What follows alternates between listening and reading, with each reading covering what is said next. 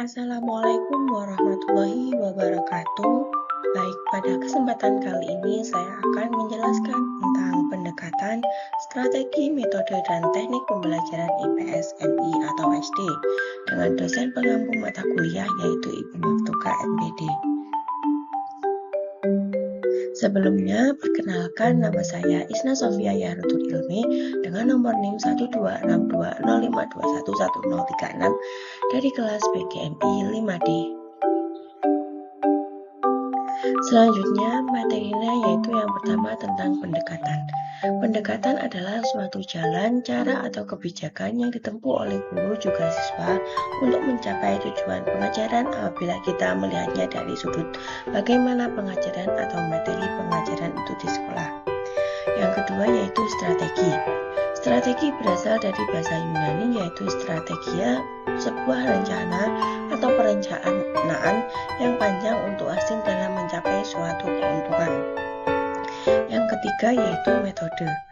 Metode berasal dari bahasa Yunani metodos yang berarti cara berani atau cara berjalan yang ditempuh. Metode adalah cara yang di dalam fungsinya merupakan alat untuk mencapai suatu tujuan. Yang keempat yaitu teknik. Teknik dapat diartikan sebagai cara yang dilakukan seseorang dalam mengimplementasikan suatu metode secara spesifik. Selanjutnya yaitu pendekatan. Pada hakikatnya, materi pembelajaran IPS di sekolah banyak mengandung konsep-konsep yang bersifat abstrak, sehingga diperlukan model atau pendekatan yang tepat untuk mengajarkan IPS agar siswa lebih mudah memahami konsep yang terkandung dalam setiap materi yang dipelajari. Macam-macam pendekatan. Yang pertama yaitu pendekatan ekspositori atau model informasi. Merupakan siswa dalam pendekatan ini diharapkan dapat menangkap dan mengingat informasi yang telah diberikan oleh guru. Selanjutnya, pendekatan interaksi sosial. Menekan pada terbentuknya antar hubungan individu atau siswa yang satu dengan siswa yang lainnya. Yang ketiga, pendekatan inquiry atau discovery.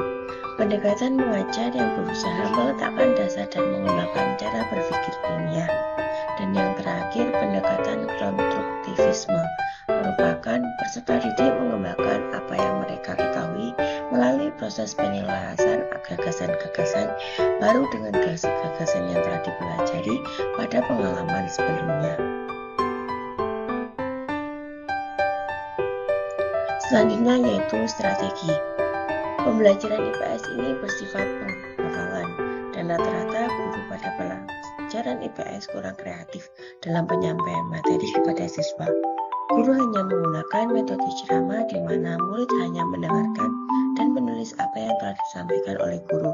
Hal ini akan berpengaruh pada siswa karena siswa akan cepat merasa bosan, jenuh, dan malas untuk belajar IPS.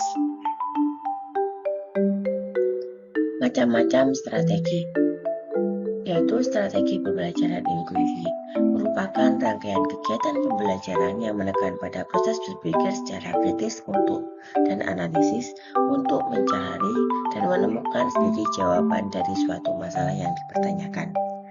Strategi pembelajaran berbasis masalah. Pendekatan pembelajaran berbasis masalah mengutamakan proses belajar di mana tugas guru harus memfokuskan diri untuk membantu siswa mencapai keterampilan mengarahkan diri. Strategi pembelajaran peningkatan kemampuan berpikir. Strategi pembelajaran yang menekan kepada kemampuan berpikir siswa. Materi pelajaran tidak dijelaskan begitu saja kepada siswa, akan tetapi siswa dibimbing untuk menemukan sendiri konsep yang harus dikuasai melalui proses dialog yang terus-menerus memanfaatkan pengalaman siswa. Strategi pembelajaran kontekstual. Pembelajaran yang dilakukan seperti pembelajaran CTL menerapkan strategi konseptual. Dengan strategi ini, kelas berfungsi sebagai tempat berdiskusi untuk penemuan lapangan.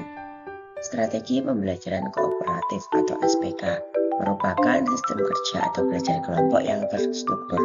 Kelompok dalam konteks pembelajaran dapat diartikan sebagai kumpulan dua orang individu atau lebih berinteraksi dengan cara tatap muka, dan setiap individu menyadari bahwa dirinya merupakan bagian dari kelompoknya. sehingga mereka merasa saling memiliki dan rasa saling ketergantungan secara positif yang digunakan untuk mencapai tujuan bersama. Selanjutnya yaitu tentang metode. Metode berasal dari bahasa Yunani, yaitu metodus berarti cara berani atau jalan yang ditempuh. Metode adalah cara yang di dalam fungsinya merupakan alat untuk mencapai suatu tujuan.